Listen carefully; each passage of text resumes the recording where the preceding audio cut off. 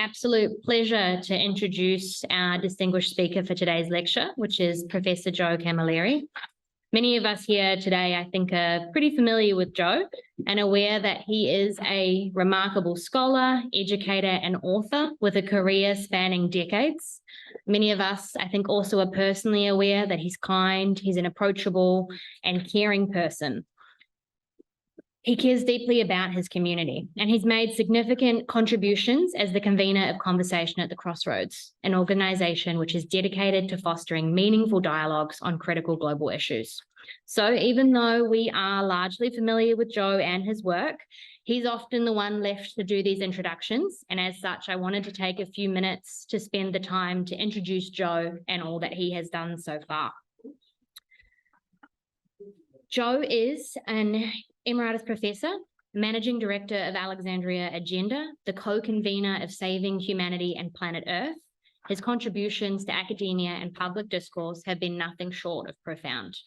Throughout his career, Joe has authored or edited more than 30 books and over 100 book chapters and journal articles.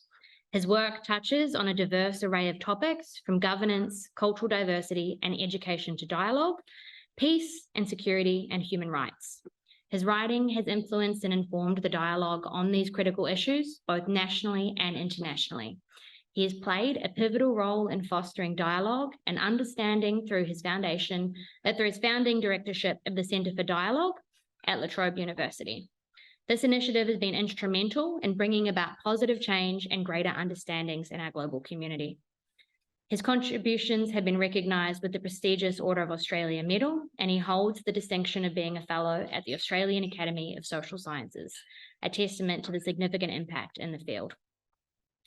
Joe's vast knowledge and expertise has made him one of Australia's foremost scholars in international relations. His research has uncovered an impressive range of areas, from regional and global governance to the political economy on the Asia-Pacific region, the role of religion and culture in international affairs, the geopolitics of oil in the Middle East, and security policy, including weapons non-proliferation.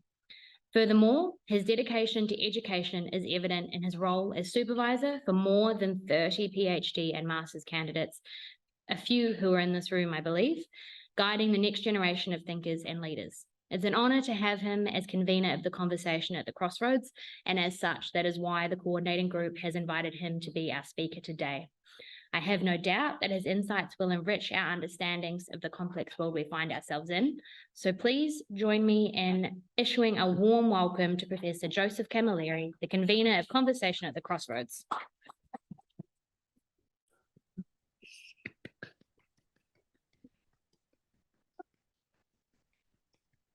Thank you, Emily. A very gracious introduction. Only half of which probably deserved, but thank you. Well, you may know that I've entitled this lecture Australia the Week After. And I did it well before, of course, the result of the referendum and the decision of Indigenous leaders to call for a week's silence. So had this lecture taken place a few days ago, I will have had to change the title, but I don't need to now. We can now speak with some opportunities to reflect. Because reflect we must in so many different ways. The referendum is a reminder that this country is very much at the crossroads. Now, the issue, which is my launching pad for the lecture, the issues associated with Indigenous rights and the failure to recognize them and implement them have been with me for at least 50 years. I had the very important and invaluable experience of being associated with a body that was formed in the early 70s, which was then initially called Aboriginal Action, and then less condescendingly changed its name to Action for Aboriginal Rights, because it was a white support group, but with some engagement, of course, with Indigenous people. And in that connection, I had the humbling experience of having some ongoing association with three extraordinary women, Indigenous women, who belonged to the Briggs family, a huge family, the mother figure, Geraldine Briggs, and two daughters, amongst others, Margaret Briggs and Hillis Maris. Some of these names may mean something to some of you. And I remember, because I would take Geraldine Briggs from her home, I think it was in North Melbourne, to meetings that were normally in Malvern, and she would recount to me in such dispassionate way the most horrendous tragedies that had befallen different members of her large extended family at different times. She said it calmly, dispassionately, and still with a smile on her face. What an extraordinary thing. So, coming to events 50 years later, we haven't traveled very far over these last 50 years. I must admit that not many of the hopes that this group that I've referred to entertained in the early to mid-70s, exactly half a century ago, have come to be realized as yet. Doesn't mean they won't be realized. So it is useful, I think, to consider the voice referendum as a litmus test of how things are playing out, without inflating its importance. And using the words of Nikki Sava, who writes periodically for The Age, she refers to a number of people that contributed to the outcome. And yes, we can blame certain elements of the No campaign for playing, in her words, filthy dirty, for putting politics above all else, for using loud hailers to whistle up the neo-Nazis, racists, and bigots with lies and misrepresentations. Yes, we can pour scorn on the Duttons of this world for claiming that a successful yes vote would divide the nation and create an apartheid state. We can take on the Prices of this world for arguing that colonization has benefited the First Nations. We can blame the Albanese government for choosing the wrong time, the wrong words, the wrong format in framing of the referendum. We can rightly point the finger at some for mischief-making and at others for incompetence. But this is to focus on the obvious, and there is no useful time to be spent on just what's obvious. We have to go to the heart of the matter, which takes us much beyond the politics of the day-to-day politics of the referendum. The question we have to deal with is difficult, it's challenging, but can be very simply put. How does Australia see itself? And for many, it is a discomforting question. Many would wish that it not be asked. What do we make of our history? The question, in fact, was very well put by Pat Dodson, who, anticipating a possible no result to the referendum, put the question this way, I quote, "We're going to have to look in the mirror and say, who the hell are we? What have we done? And what are we going to do about it?" The referendum, the result, and the public debate that preceded it, what was said and what was discussed, more to the point, what was not said and not discussed. That will take us to the heart of the matter. It shines in that sense a powerful light on where we stand today and the difficult choices we will face in the years to come. It was not the superficial debate we were exposed to. Constitutional change for recognition. Yes. But recognition of whom or what? Why recognition? How recognition?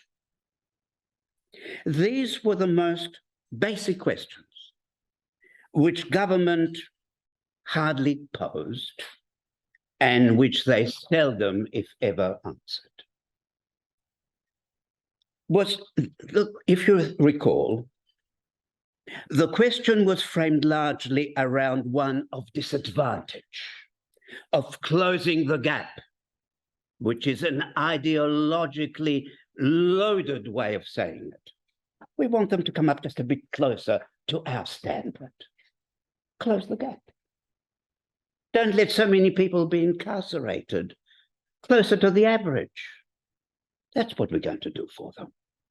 That's what recognition is all about. How shallow and superficial can one get? Of course, there is disadvantage. There is no doubting the nature, the scale of the gap or disadvantage.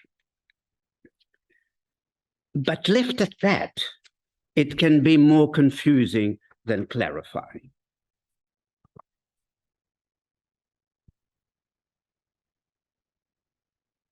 By any measure, whether it be in health, education, employment, life expectancy, infant mortality, our First Nations are way behind the Australian average. And they're light years away from the lifestyle of the privileged top 10 or 20%. Indigenous suicide is twice the Australian average. But Indigenous trauma goes well beyond this narrow understanding of disadvantage. As NLV makes clear, the Indigenous experience of colonial settlement has involved, and I quote because she puts it so well and comprehensively, has involved invasion, contact wars, massacres, destruction of Indigenous agriculture and culture, dispossession and assimilation, indentured labor, another word for wage slavery, interventions, racism, failures to deal justly with claims of land rights and calls for self-determination, and damage to country through nuclear tests, mining, and deeply flawed agricultural practices, including water management. Did we hear that during the referendum? Not when you lower your voice, I can't make out what you're saying. Oh, did we hear that during the referendum? I'll try not to lower the voice too much. Get closer to the microphone. Now, can you hear me well or not? Okay. So it's difficult to see how we can embrace the Uluru Statement of the Heart without acknowledging Indigenous wisdom and resilience. And that involves so much more, a world more than closing the gap.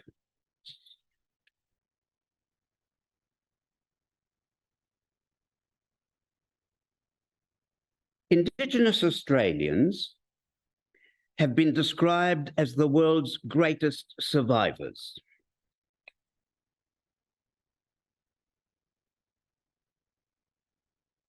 and importantly, as making an incredible contribution to this land. If constitutional recognition is to mean anything, it must mean first and foremost recognition of the ongoing legacy that has been part of settler Australia. A legacy that stretches from the late 18th century right through to now. A legacy that is presently reflected in practices of Indigenous child removal, incarceration of children and young adults, deaths in custody, periodic police killings of young Aboriginal men that routinely go unpunished, and so much more. These practices are not isolated events. That's the point. They are the expression of a deeply ingrained colonialist narrative that is as strong now as it ever was. And what lies behind this narrative? How can we pin it down? This is a narrative that perpetuates the collective amnesia of past wrongs. So little of it surfaced during the referendum debate.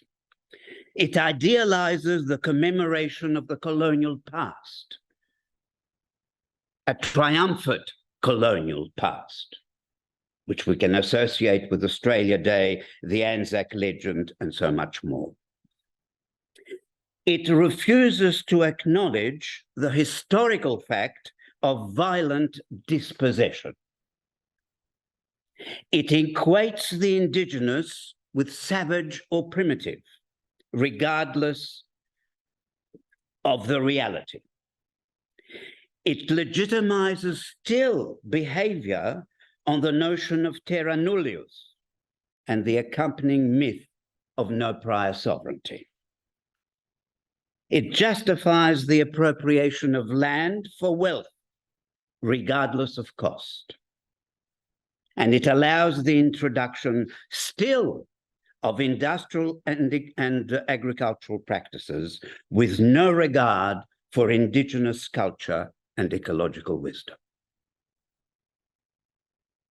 There was never any question to the one, I beg your pardon, there was never any answer to the legitimate question, a voice on what? And the answer can only be one, on all that affects this land. Because Indigenous wisdom and culture is related to the whole of this land. Everything and anything that happens, they have a decisive voice, which remains to be heard. It was never said. Not surprising that people were confused. A voice on what? A slight improvement in health outcomes? That was not the intention of the Uluru Statement of the Heart. What follows from this? Meaningful change, as called for by the Uluru Statement, requires abandoning the colonial legacy and its accompanying divides. Master-slave, superior-inferior, settler-indigenous, culture-nature, binaries that discriminate, degrade, and dehumanize. That's what's got to be recognized in the Constitution. So it's difficult to see how the Uluru Statement can be embraced without acknowledging Indigenous wisdom and resilience, which involve, as I've been saying, so much more than closing the gap. Indigenous Australians have been rightly described as among the world's greatest survivors. They survived the last ice age, which lasted some 10,000 100,000 years. In the words of Indigenous writer Claire Coleman, I quote, the most inhospitable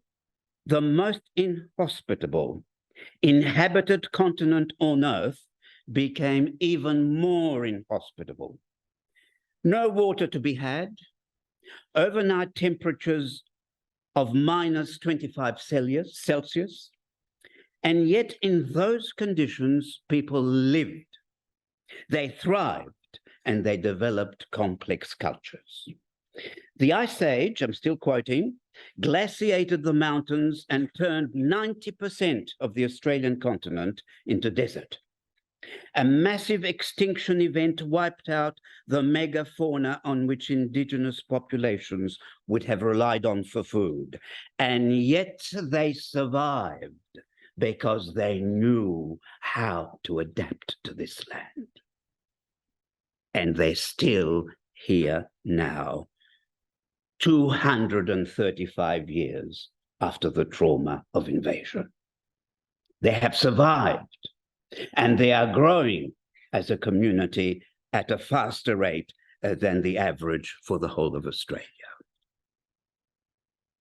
What is it that has enabled Indigenous survival? To summarize in very simplistic terms. First, something that could be described as non-greed. Looking after family, community, and others beyond the community, and never taking for oneself more than that which is needed. The culture of non-greed. Secondly, an understanding that land, sea, and air are an integral part of identity, of how one answers the question, who am I or who are we? Because land, sea, and air are part of family. They are members of the family, and there is only one family. Not just the human family, but the family of all life. The environment is not something apart from, but a part of the self. It is part of us, of me. To harm the environment is to harm the self, in this view. And we can contrast this with a Western view of land as something to be used and exploited for the benefit of self, a contradiction of Indigenous wisdom and culture. Is that going to be recognized in the Constitution? And thirdly, it is a culture that sees humanity as part of nature, which means that all things are interconnected. Animals, plants, land have value in and of themselves. They have, in Aboriginal terms, spiritual value. This is country, the word country with capital C, that Indigenous people often refer to. It is the spiritual interconnection of all things, and all things together must be nurtured and protected as our primary responsibility. By contrast, Western culture in the era of capitalist colonial expansion has tended to privilege the material over the spiritual, which has nothing to do with religious, by the way, the parts over the whole, and individual self-interest over the common good. What is it we're going to recognize in the Constitution? You can forgive people for saying we're confused. We don't know how to answer this question.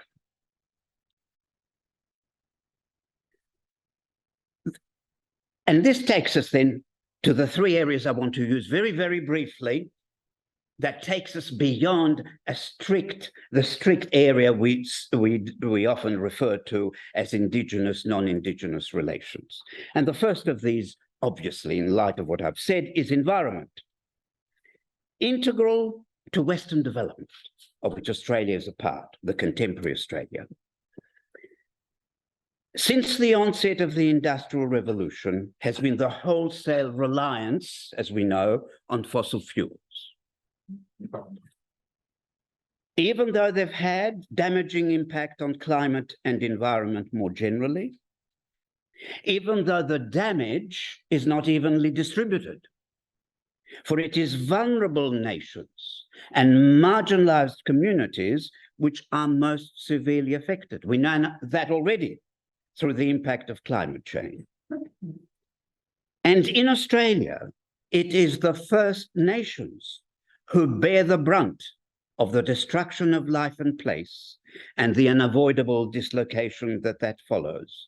Physical dislocation, social dislocation, spiritual dislocation, as a result of our practices, industrial and agricultural. And so mismanagement of the environment poses the most direct threat to Indigenous country. That's what Indigenous people want a voice on. But of course, Indigenous leaders, out of tact and politeness, stayed quiet during the referendum. Even though they were terribly dismayed by what the likes of the Prime Minister and a few senior ministers were saying or not saying. But they wanted it to succeed. And they didn't want to enter into a dispute, public dispute, with the Prime Minister. But I can assure you, many of those leaders who framed the Uluru Statement and who spoke in favor of the referendum were dismayed by the way it was handled or not handled, because timidity became the centerpiece. On the understanding that if you're timid and don't answer troubling questions, you're more likely to get over the line.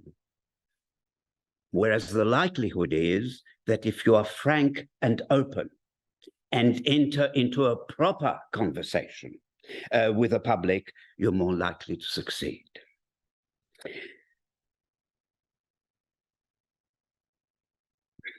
So in a sense, the suffering of country, which means not just the indigenous human beings, but land, sea, and air, the suffering of country can be seen as the unfinished business of colonial violence. And never was that more clearly on display that when a former prime minister, known to all of us, just 3 or 4 years ago, perhaps 5 now, 5 years ago, in the parliament, brought with him a lump of coal. And he uttered the words, "This is coal. Don't be afraid. Don't be scared. It's coal. It's everyone's friend." But that hasn't been disowned by any successor government. This idea of coal extraction as a friend of the nation.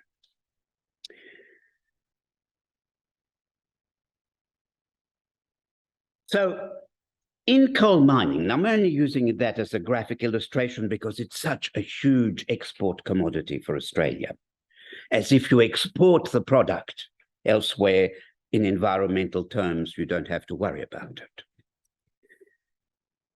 So in coal mining, as in other agricultural and mining practices, we have the collision of two sovereignties. European colonial sovereignty enshrined in the present constitution, based on 2 centuries of dispossession. That's how it came to be. How did the present constitution occur? As a result of dispossession. And on the other hand, in 2 centuries of dispossession and environmental destruction, and on the other hand, indigenous sovereignty established over 60,000 years of uninterrupted history, based on deep respect for country. That's the gap that needs to be closed, about which so little was said. And this then brings me to the second example, perhaps. Yes, we'll stay there for a while. Oh, no, previously. Now, having talked briefly about the environment, I want to look at multiculturalism. Because that, too, is a casualty of the unsatisfactory relationship between Indigenous and non-Indigenous Australia. There's no denying that Australia has become a rich ethnic, cultural, and religiously diverse nation. But the factors that trouble the relationship between Indigenous and non-Indigenous Australia have also affected, next slide please, the quality of Australian multiculturalism. I'll come back to that in a moment as well, but these waves of immigration have occurred in which powerful pressure exist for migrants to comply with the continued dominance of the Anglo-colonial mindset. And this we see in the educational system, in the curriculum, in teaching methods, and in the general lack of attention to cultural, linguistic, or religious diversity, and in particular, the neglect of languages other than English. We see it in the media. We need only ask who contributes in multicultural Australia, in what language, about what issues, and how. And that tells you the story. And you can ask the same question about political and legal institutions. Multicultural Australia, not very evident. The top, most influential currents in political and legal practice are not multicultural in Australia because of a dominant legacy, which has yet to be shed. Migrant communities, as a result of all this, have been denied adequate knowledge of, let alone access to, Indigenous Australia. Such knowledge as they have acquired has been filtered through largely Anglo-Australian lenses, which explains why many migrants have bought the dominant colonial narrative, why many were especially vulnerable to the disinformation and fear undertones of the No campaign, and why they voted no. They themselves, many migrants, especially those in the lower rungs of the socioeconomic ladder, themselves victims of discrimination, were appalled by the prospect that a yes vote would contribute to another layer of division. So they were susceptible to that message. So connection, that's the other point. Connection across different ethnic, cultural, language, religious groups in Australia is negligible. Negligible. Apart from special events, special places, annual festivals, the odd interfaith service, and the Immigration Museum.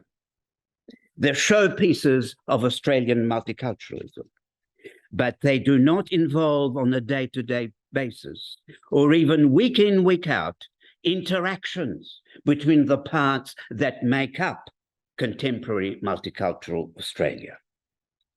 And we now know, as a result of the last census, that 51% of Australia the Australian population was either not born in Australia, or has at least one parent not born in Australia. 51%.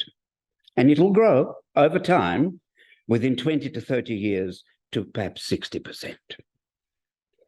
Our society may be multicultural in the sense that there are many different languages, races, religions, cultures, but it has such a long way to go before it becomes intercultural.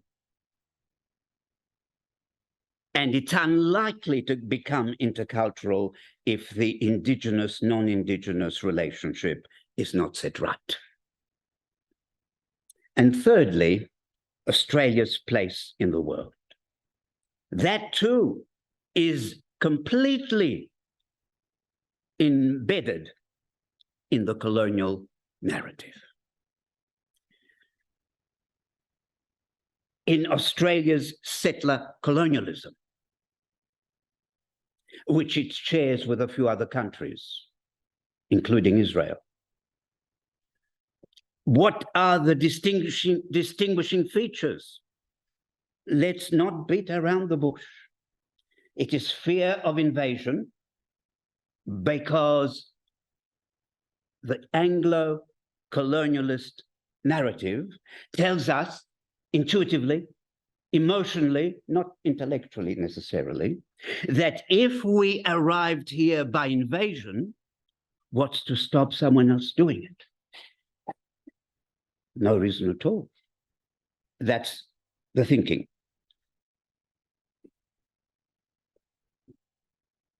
And you deal with the problem by war. We did it with the indigenous population through the frontier wars. And we did it by ensuring that we always have the protection of empire. We don't stand alone. We are part of some mighty collective. And that leads us to fighting there rather than here, and now rather than later, which means most of the time. The colonial legacy. And so we have supported every major British war and every major American war. The next slide, please, Ben. And that is now the map of the US military presence in Australia. It's the colonialist legacy about which the indigenous peoples of Australia, who have never ceded sovereignty, were never asked to express their voice. Never has a simple question been asked, do you think this is a good idea? It's just on your land or very close to your lands where you still live. Do you have a view? Not that you necessarily would go on to the next step and agree with everything that you hear, but it has never been asked. Just as we never ask our multicultural communities, the Iraqis, about whether it was a good idea to be part of the invasion of Iraq. You never ask the Iraqis. And you never ask the Afghanis what they thought about 20 years of fighting in Afghanistan with Australian troops, where war crimes were committed. You never ask them. Because you're in the habit of not asking the indigenous minority. Why should you now have the need to invite the opinion of these Johnny-come-latelys?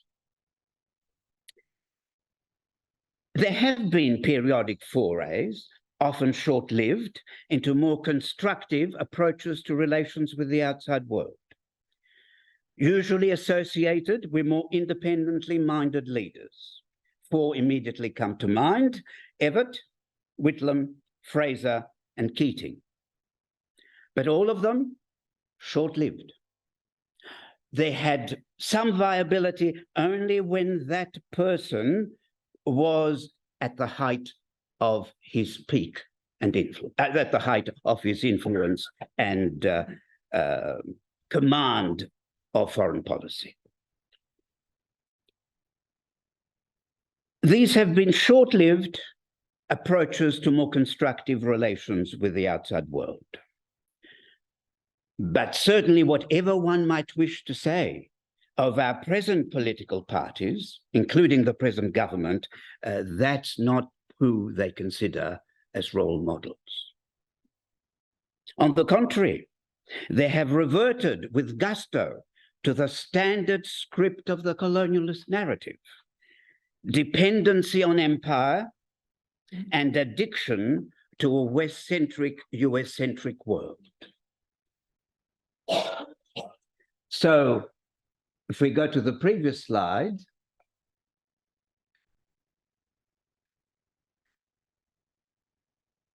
you have indigenous Australia. You have a wave of migration after the initial Anglo, using Anglo as a kind of overall description, the non-Anglo-European, and now the Asian. And that is why we are still faced with this major challenge, to reconcile our history and our geography. What do I mean? Our history, meaning the history of colonial Australia, clearly takes us back to England, Britain, Western Europe, more recently, the United States. But our geography and recent history takes us first and foremost to indigenous Australia. And it takes us to Asia and the Pacific. And this fundamental contradiction between history and geography has yet to be resolved. It is at the heart of the contradiction in relations between indigenous and non-indigenous Australia. How do we move forward? Well, I'm not going to give you a roadmap, but important tools that we have to see whether something can be done on any of these fronts. Conversation. The things that have been discussed here ought to become a subject of everyday conversation. Because we're not discussing just history, we're discussing the present. Conversation, properly engaged in, can become a priceless tool for effective social change. But it has to engage significant numbers, and it has to do it in ways that are respectful, informed, and open up possibilities. A lot of work to be done there. And what Conversation at the Crossroads is doing is but a drop in the bucket, but the bucket at the end of the day is made up of many drops. Education, the missing link in civic engagement that education unfortunately reflects. Education must become much more tuned in to these questions because they go to the heart of the question, what is this thing called Australia?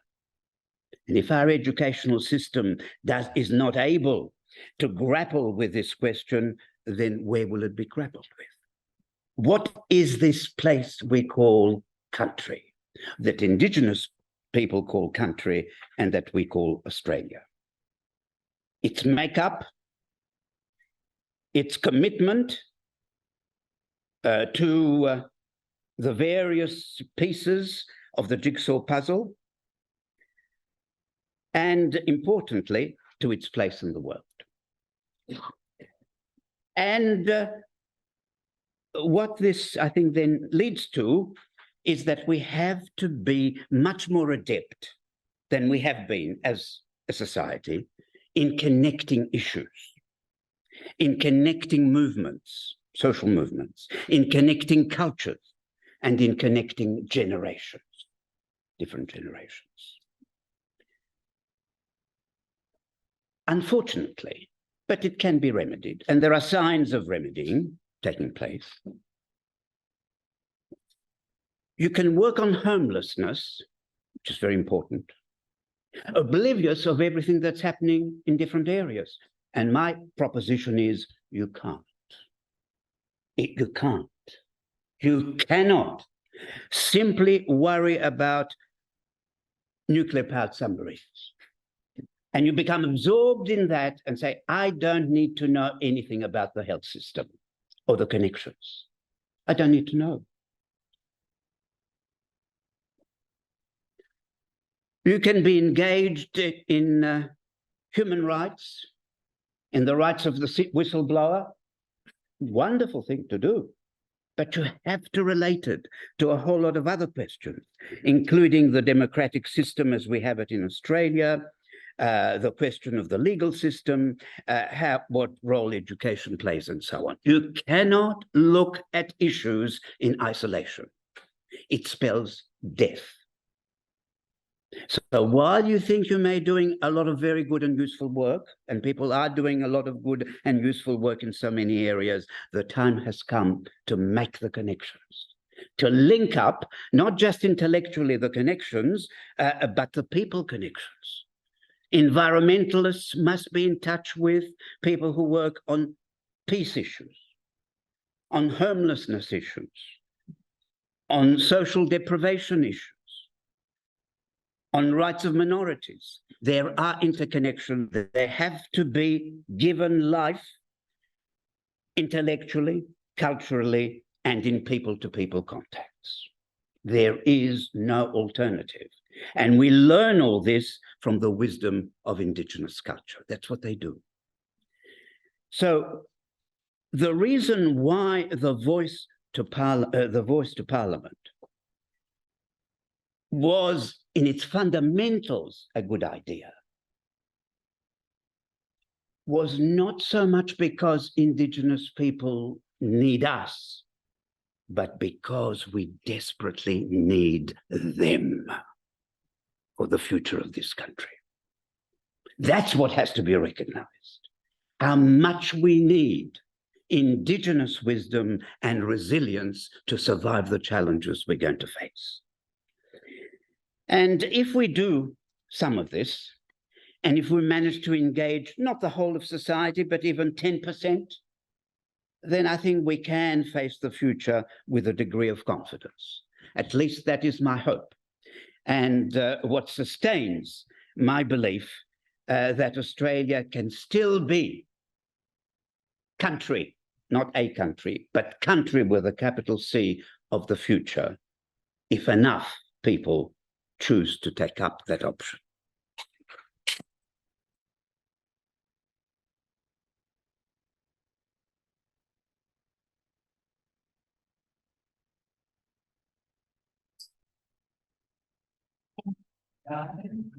Two microphones, sorry. Thank you, Joe. Ben, could you flick to the last slide? What to say from there? I'm not sure, Joe, but I think the first step is drawing on, oh no, what have I done? Oh, thank you. Drawing on what Joe said about bringing that into our day-to-day. We're going to now divide, we're going to split the rest of the afternoon into two parts. The first being in groups now, we're going to split before we jump to direct Q&A into our table groups to address these points for conversation. So the first being directly following on from what Joe has said, what aspect of the presentation most resonated with you, or you found particularly challenging or even difficult to accept. And our ambition in us discussing this in groups is that we can put forward some questions to take this conversation further, to bring it out to our day-to-day.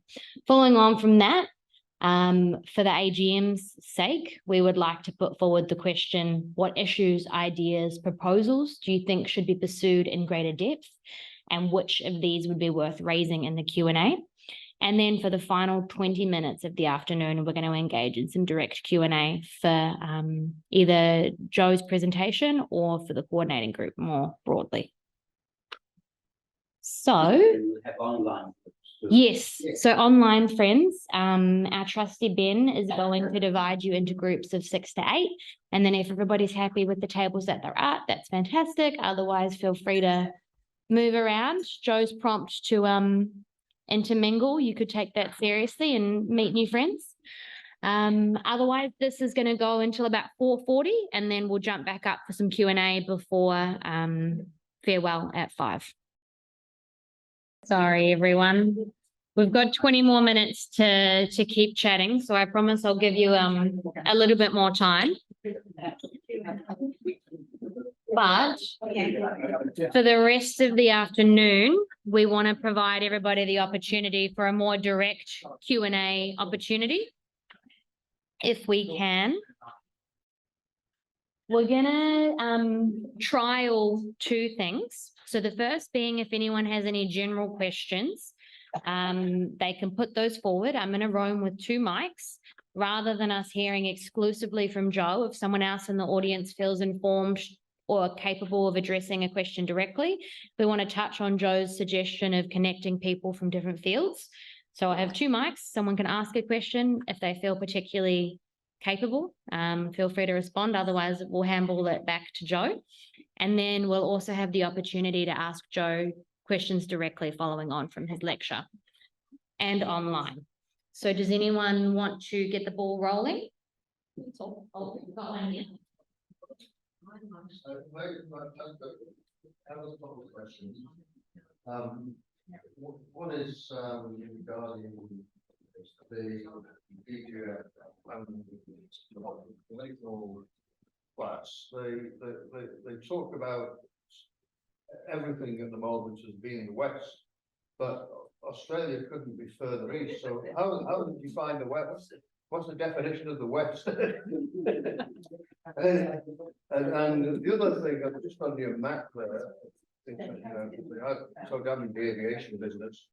I noticed there was a few things missing on the defence map there, where remember back in the 90s, in fact, I was involved in this. Australia developed an overly horizon radar, which has now been contracted to Lockheed Martin, and I think Tenex is taking that far over now. But it was really quite interesting that it didn't seem to work when in Malaysian 370 went flying down the coast. So, I think probably some questions need to be asked about that. You know. Anybody else? Does anyone particularly want to address the question of are we west or east, or who are we, or what's missing from the map? Claudia?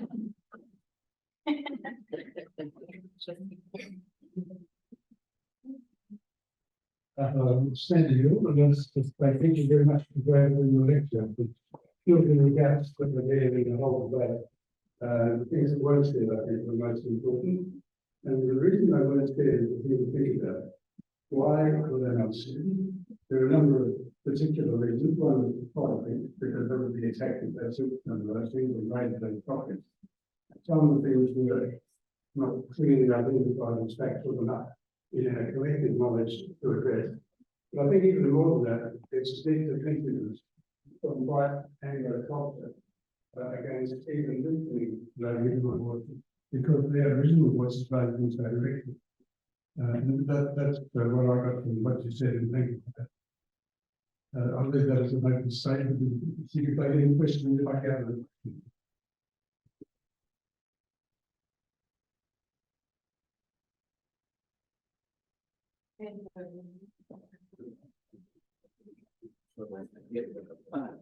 Yes, Joe. I suppose the critical question for me, with all the resources that have been spent publicising the importance of saying yes in regard to the voice, in your opinion, I have my opinion, but in your opinion, what do you think were the main reasons why the voice failed, in your opinion?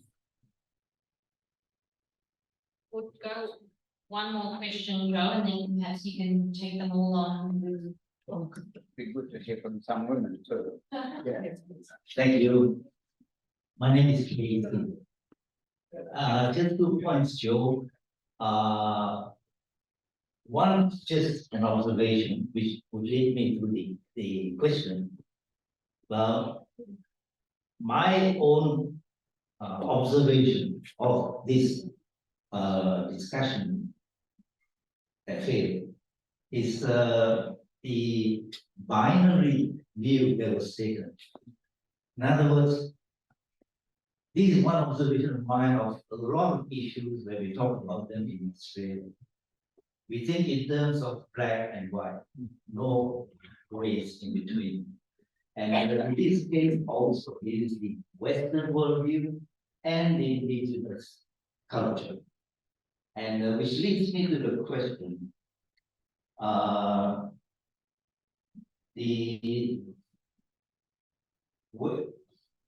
what was my question?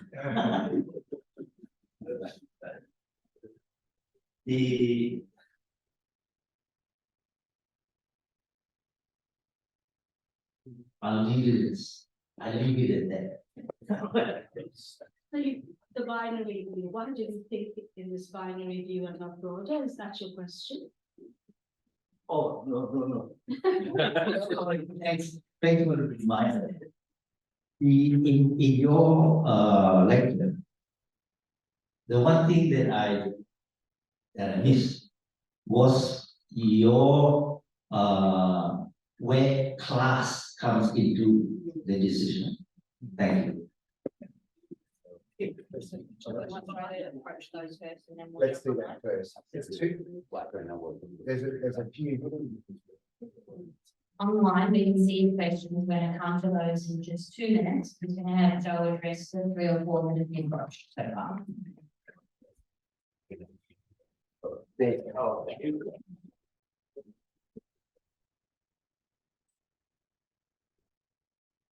Some rather big questions that cannot be dealt with in the space of a minute, but let me take just a couple. The question of West and East. The West-East is no longer a geographical notion, it is a cultural notion. So, obviously, Europe, North America, mainly Canada and the US, Australia, New Zealand, and a few other bits and pieces around the world make up the West. They are those that identify with Western traditions, with the Western colonial past of the last 300 years in which the West has been ascendant. And this is very clearly reflected, the West, in Australia's military and security relationships. And the latest of these, as we all know, is AUKUS. Australia, UK, US, that tells you everything you need to know. It's this identification with the things that can be fairly described as the West. And if the Australian elites had their way, the bit of the West that they most clearly identify with is the English-speaking West. Continental Europe can be taken with a grain of salt. You can have reasonable relations with them, but it's interesting, the French nuclear submarine program was ditched in favor of the American one. Once the pressure came, that was the obvious way to go. So that's the West that Australia has identified. And to make it a little clearer, it's been the British Empire one, and it's the American Empire now, number two. And for Australia's political elites and security elites, they can't see a third one on the horizon that's going to emerge and replace the American empire. So they say there's but one option.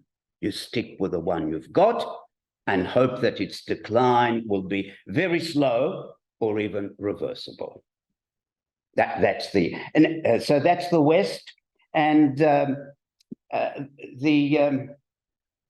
why did the referendum fail? I think it failed because there was an inadequate discussion and conversation, a public national conversation about the issues. The format was wrong. The format was wrong. If you're serious about a conversation about issues that are so difficult, so challenging, so complex to deal with, then you have to have grassroots conversations going on for at least 18 months, at least, and led not by political parties, but led by an independent commission who are recognized, whose members are recognized for their highest ethical integrity. They would run the show. You would just merely fund them, you would stay out of it, and you would get this conversation going. At the end of that conversation, you might decide which way to go. This was not done. Very clouded understanding of what the issues were, what would actually happen. And that was one of the things that probably the No campaign got right. What exactly would happen in the months that follow? And no one was prepared to answer that question. And there was a reason why they couldn't, because they were frightened to give the answer. If they gave one answer, it would have displeased the indigenous communities. And if they gave a different answer, it would displease the powers that be, including the most powerful media chains in the land. And they didn't want to go this way, they didn't want to go that way, and therefore they basically talked in generalities. So that confused a lot of people, not clear, not a persuasive argument. We've met very few Indigenous people in our lives, some of us none. We have no idea what they're talking about, where they've come from. I don't want to be bothered with it, but no. And class? Oh, class. Now, that is very interesting. It's a fine technical detail, not the class issue, but the way of answering it. There's already beginning to be some very close analysis by psychologists, those who study voting behavior, as to who voted yes, who voted no. And at the moment, the result appears to be contradictory. Now, one school of thought says that it's those on lower incomes who voted no, who voted no in larger numbers than those who are in high income. And there's another lot, including the one who wrote for the Sunday Age this morning, who says, an acknowledged expert in the field of voting behavior, who says, no, you have to be more precise. It's not class understood as income, it is education.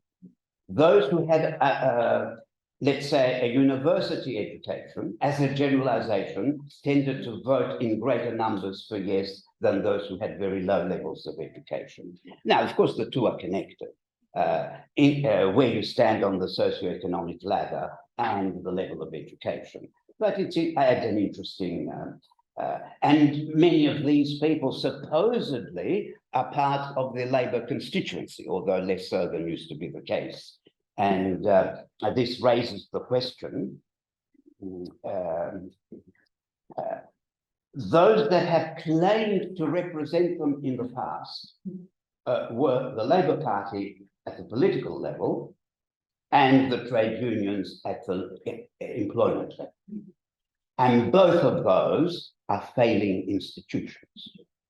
And therefore, they're not able to do it. They're not able to have these deep conversations on these very complex issues, of which this one is a critically important one.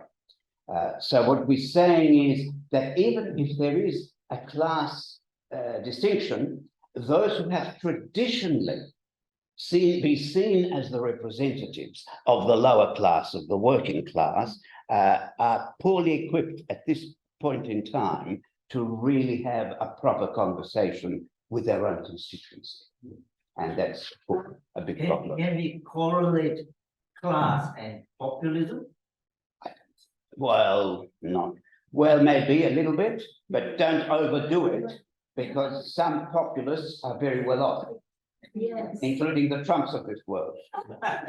John, well, sorry, just conscious that I've only got 2 or 3 minutes. Yeah. We've got a question just behind me and also just 2 questions online that echo the same sentiment. Can we, and there's another person online. So as rapidly as you could you address these questions? So the first being, in your lecture, you developed a culture of non-greed, something we attributed to Aboriginal people that non-Indigenous Australians are lacking. Could you please expand on that? Then reading the comment. Our group talked about a culture that is more spiritual and respectful towards environment, flora, fauna, and fellow human beings, e.g., protecting each other's harm. The second question along the same line saying, how significant is the spiritual dimension of healing the country? I'll pass the other question over here. We have one online, and then I think that will be that we can find for. If you remember, okay, hello. In your house moving forward, you mentioned improving and feeling connected with youth.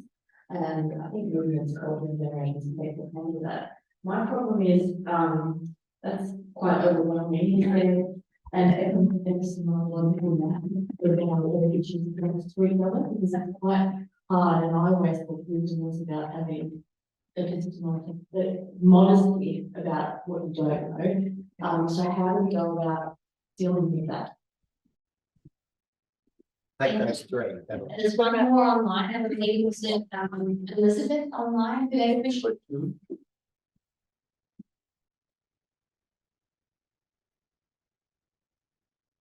Yes. You can unmute Elizabeth. Please feel free to speak to the room. You can unmute. Yes. Go ahead, speak. You've got the floor, Elizabeth.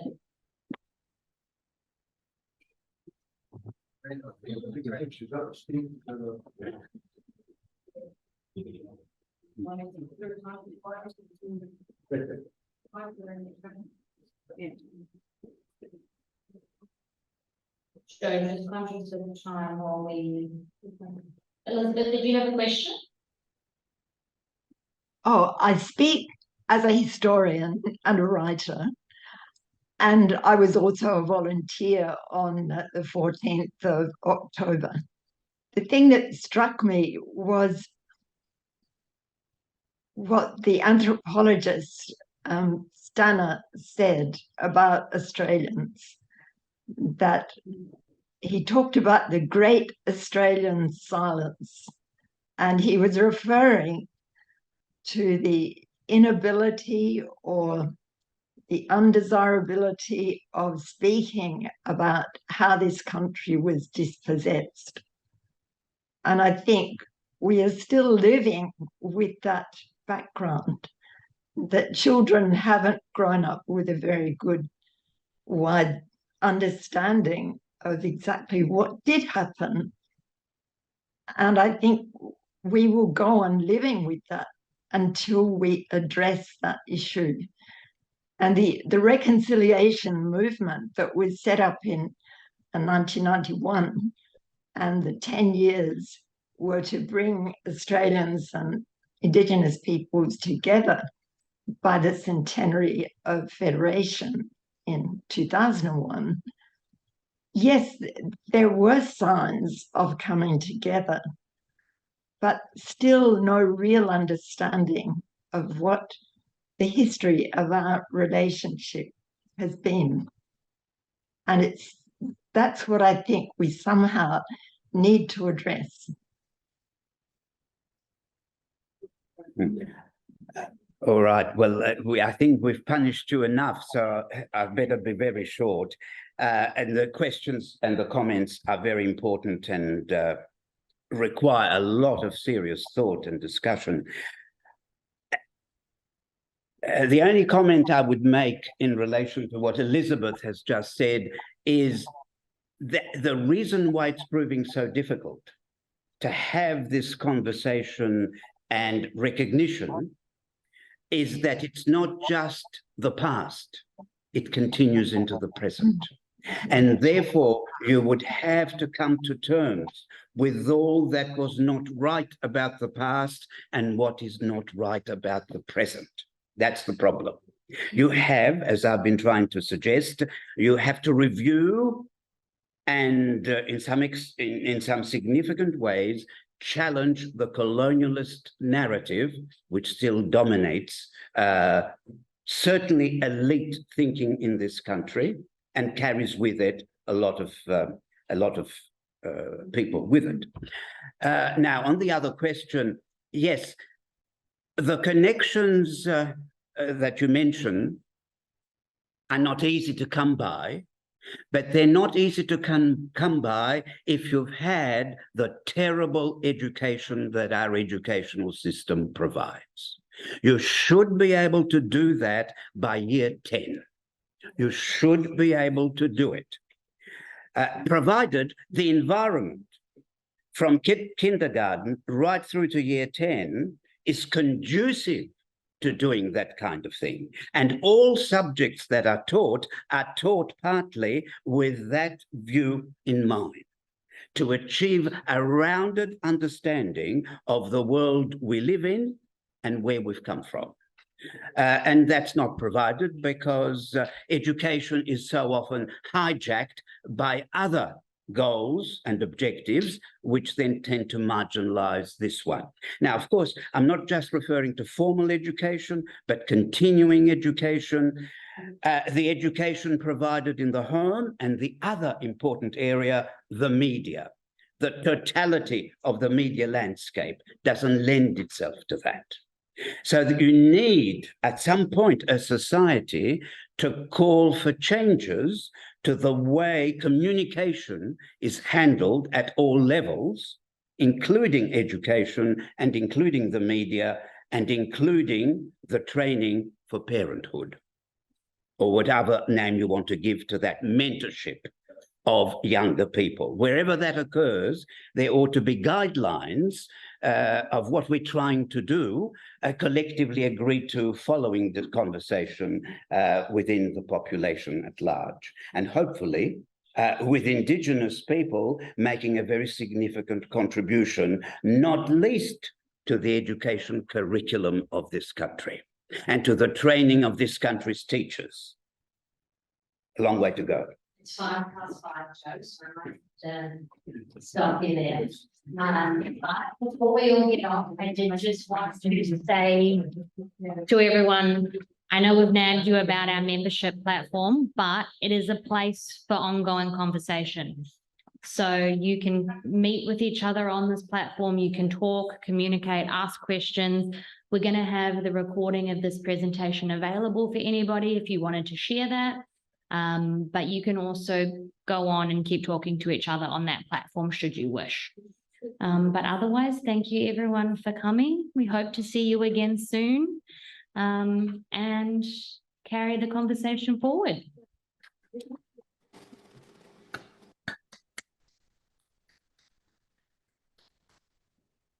Thank you.